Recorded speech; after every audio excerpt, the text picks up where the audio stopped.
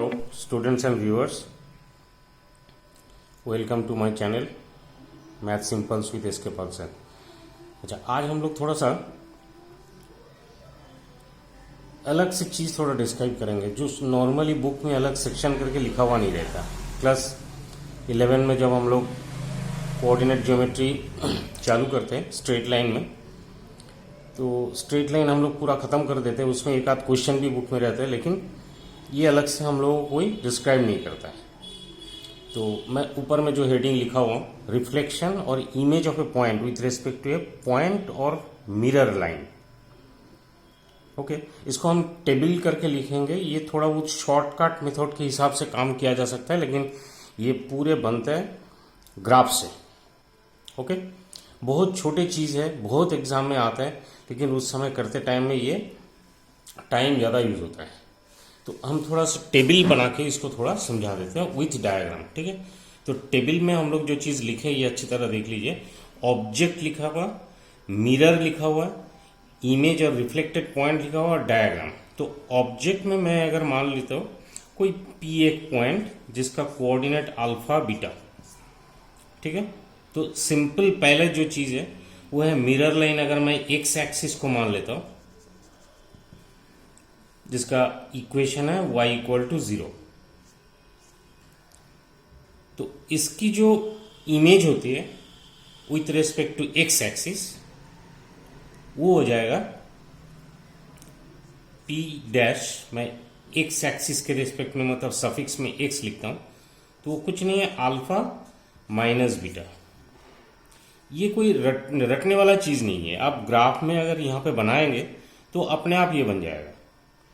मतलब जैसे P point में इसको लिख देता हूँ यहाँ पे P अल्फा बीटा, मतलब इसमें खाली डिस्टेंस मेजर करके सब कुछ कैलकुलेट किया जा सकता है। मतलब आप यहाँ से डॉटेड लाइन ड्रॉ कर दीजिए, तो यहाँ से लेकर यहाँ तक हो गया अल्फा, और यहाँ से लेकर यहाँ तक हो गया आपका beta.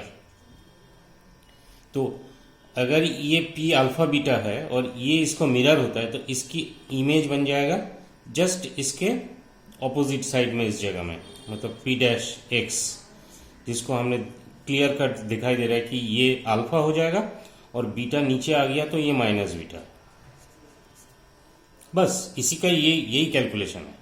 Okay, similarly next point जो हम लिखते हैं वो है P अल्फा बीटा।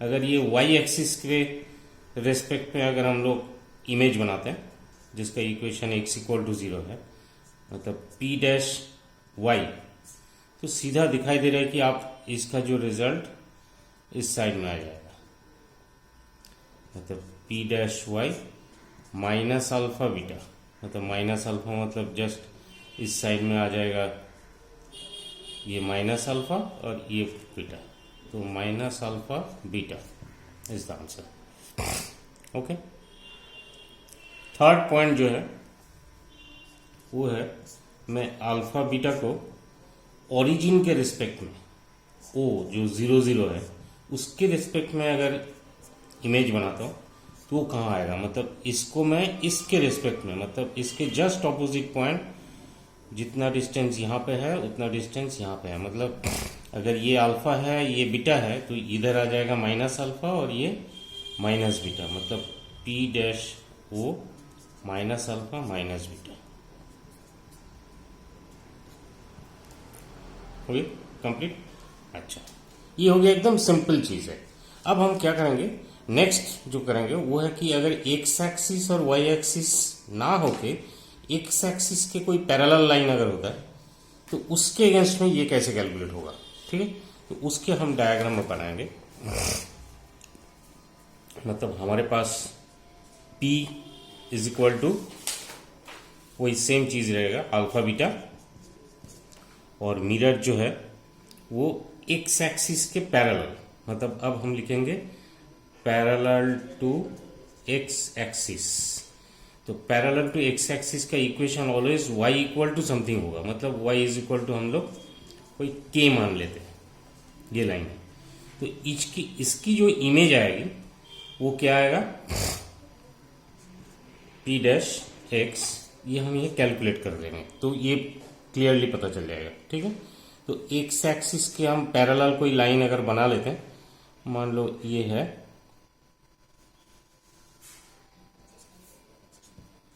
यहां से यहां तक का डिस्टेंस के है, तो इस लाइन के इक्वेशन आ जाएगा y इज इक्वल टू के। अगर मेरे पास पॉइंट यहां का है p अल्फा बीटा, मतलब डिस्टेंस के हिसाब से ये है अल्फा और यहां से यहां तक का डिस्टेंस बीटा, तो इसको अगर इमेज बनाएंगे, मतलब इसको अगर मिरर बनाएंगे, तो इसकी इमेज अप्रोक्सीमेटली मान के चलो यही इस जगह में आएगा, मतलब ये डिस्टेंस और ये डिस्टेंस बराबर आएगा। तो इसको कैसे कैलकुलेट करेंगे ना, इसकी डिस्टेंस अगर इमेज बनाना है तो वो तो यहां पे आ जाएगा। तो यहां पे आने से क्या है, ये अल्फा और ये माइनस बीटा होता है, हम जानते हैं। ठीक है ना, मतलब ये डिस्टेंस पूरा माइनस बीटा होता है, लेकिन ये डिस्टेंस कितना है, के है। तो यहां पे कितना डेवलपमेंट आएगा, 2k डिस्टेंस, मतलब डबल इसका और इसका, दोनों का डबल इसमें जोड़ देंगे, मतलब अल्फा ही रहेगा और जो माइनस बीटा है उसके साथ 2k ऐड होके आ जाएगा। ठीक है, सिमिलरली सेम थिंग अगर मैं यहां पे भी कैलकुलेट करूंगा, मतलब अगर मैं p अल्फा बीटा, इसमें आप पैरेलल टू वाई एक्सिस अगर लाइन ले लेते हैं जिसका equation x equal to h मान लेते हैं, तो p डैश वाई, इसमें भी वही सेम कैलकुलेशन, मतलब अगर लाइन मान के चलो इसी जगह में है ऐसा, this is x equal to h line, मतलब h डिस्टेंस है यहां से लेकर यहां तक। ठीक है, तो सीधा इसका जो इमेज बनेगा वो बनेगा करीब करीब ये जगह में। ठीक है, तो ये डिस्टेंस हम कैसे कैलकुलेट करेंगे ना, तो पहले अल्फा बीटा का जो वाई एक्सिस के रेस्पेक्ट में डिस्टेंस होता है वो है माइनस अल्फा बीटा, तो माइनस अल्फा के साथ उस समय 2h ऐड कर देंगे, मतलब ये छोटा हो जाएगा, तो माइनस अल्फा प्लस 2h, और बीटा का वैल्यू जैसा था ऐसे ही रहेगा। ठीक है, ये है इसका टेक्निक। थर्ड जो है वही सेम, नया जो ओरिजिन अब आ गया, मतलब ये वाला जो डिस्टेंस है, मतलब this is O dash H के, मतलब ये डिस्टेंस है h और ये डिस्टेंस हो गया k, ये h दिखा हुआ, ये k, यहां से लेकर यहां तक। तो अगर न्यू ओरिजिन अगर हो जाता है ओ डैश जो h के, उसके रेस्पेक्ट में अगर हम इसकी इमेज बनाते हैं तो करीब करीब मान के चलो इस जगह में आएगा, तो इसकी ऑर्डिनेट क्या आएगा, नहीं इन दोनों का जो चेंज हुआ है वो चेंज वाला पोर्शन, मतलब p डैश ये o dash minus of alpha plus 2h और minus of beta plus 2k हो गया। ये हो गया x एक्सिस और y एक्सिस का पैरेलल। ठीक है, थर्ड जो चीज हम अब बताएंगे वो है, थोड़ा सा इसको अच्छी तरह समझ लेना, ये थोड़ा सा डिफिकल्टीज है इसमें। वो है कि मैं अगर ऑब्जेक्ट वही सेम अल्फा बीटा रखता हूं, यहां मिरर जो लाइन है y is equal to x, y is equal to x line, मतलब इसकी स्लोप है 1, मतलब 45 डिग्री, मतलब ये जाएगा इस टाइप का। तो मैं अगर इसी लाइन के रेस्पेक्ट में, this is y is equal to x, अगर इसी लाइन के रेस्पेक्ट में मान के चलो कि यहां पे ये अल्फा और ये बीटा, मतलब p अल्फा बीटा है, तो इसकी इमेज कहाँ बनेगा ना, ऑलमोस्ट इसी जगह में। तो ये जो डिस्टेंस आएगा ये जस्ट इसकी ऑपोजिट, मतलब p डैश जो आएगा वो बीटा अल्फा, मतलब p डैश जो आएगा वो बीटा कमा अल्फा। बहुत इजीली इसको कैलकुलेट किया जा सकता है। ठीक है,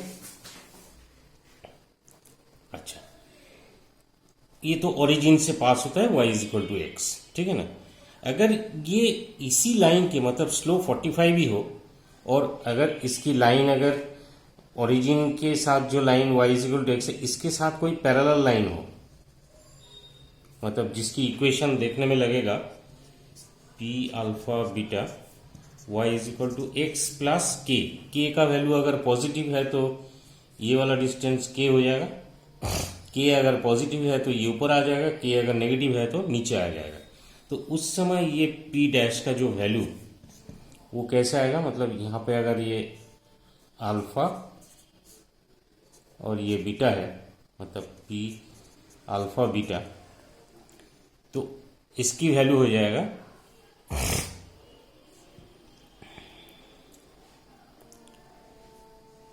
बीटा माइनस के कोमा अल्फा प्लस के, मतलब बीटा के साथ माइनस के और अल्फा के साथ प्लस के ऐड हो जाएगा।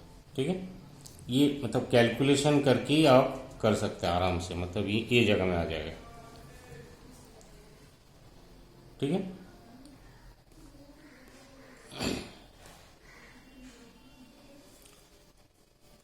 नेक्स्ट जो है वो है इसी लाइन को ही हम थोड़ा सा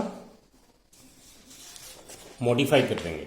मॉडिफाई कर देंगे मतलब अब लाइन में लिखूंगा y is equal to minus x, मतलब जस्ट लाइन इस टाइप का आ जाएगा। स्लोप अब नेगेटिव हो गया, स्लोप अगर नेगेटिव हो गया तो p पॉइंट अगर यहाँ पे अल्फा और बीटा होता है, मतलब ये अल्फा ये बीटा, तो उसकी इमेज जो बनेगा वो करीब करीब इस जगह में बनेगा। तो p अगर अल्फा बीटा यहाँ होता है तो उसकी इमेज जो आएगी वो है माइनस बीटा माइनस अल्फा। पिछले वाला केस में खाली बीटा और अल्फा था जब y is equal to x था, यहाँ पे minus beta minus alpha. Okay, अब यहाँ पे भी वही सेम चीज, अगर y is equal to minus के साथ प्लस अगर k ऐड कर देते हैं, मतलब अगर k ऐड कर देंगे तो ये ऊपर जाएगा, अगर k माइनस कर देंगे तो नीचे आएगा। तो मैं डायग्राम नीचे ही बना रहा हूँ, ठीक है ना। अब k के वैल्यू के ऊपर डिपेंड करेगा। यहाँ पे अगर p है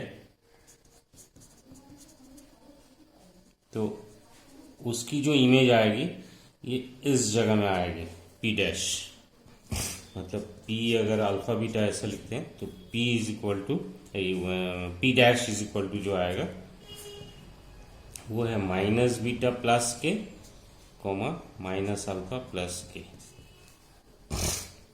ठीक है, बस ये चीज अगर थोड़ा सा याद रखा जाए तो काफी एमसीक्यूज क्वेश्चन में थोड़ा सा टाइम सेविंग मामला होता है, और दूसरा कोई फॉर्मूला लगाने की कोई मामला भी नहीं है। जस्ट डायग्राम बनाओ और उसको कैलकुलेट करके लेके आ जाओ। ठीक है, तो अभी के लिए ये है। अगले दिन फिर से हम लोग क्वेश्चन करेंगे, वो इसी के ऊपर करेंगे और थोड़ा सा मिरर लाइन चेंज करके दूसरा कुछ भी करेंगे, जहाँ पे ऑब्जेक्ट भी अब पॉइंट की जगह में हम लाइन भी ले लेंगे। ठीक है, तो इसको अच्छी तरह स्टडी कीजिए। इसके ऊपर प्रॉब्लम बहुत कम है, इसके ऊपर क्वेश्चन पूछा जाता है कॉम्पिटिटिव एग्जामिनेशन में, जेई या state level national level examination में, लेकिन इसके ऊपर कोई अलग से सेक्शन कोई किसी भी बुक में दिया हुआ नहीं रहता है, इसीलिए मैं इसको अलग से थोड़ा सा डिस्क्रिप्शन कर दिया। इसका निकालने का तरीका कोई रटना नहीं है, डायग्राम बना के किया जा सकता है, डिस्टेंस मेजर करके किया जा सकता है। Okay, thank you.